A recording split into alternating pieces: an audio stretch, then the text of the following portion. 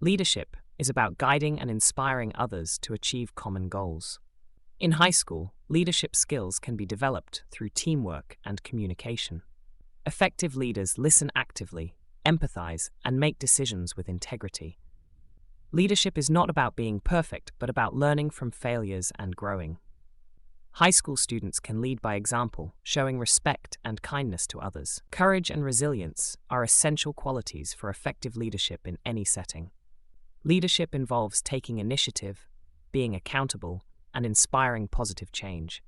By empowering others and fostering a sense of community, leaders create a supportive environment. High school is a time to explore and develop leadership potential for future success. Remember, leadership is not about titles, but about making a positive impact on others.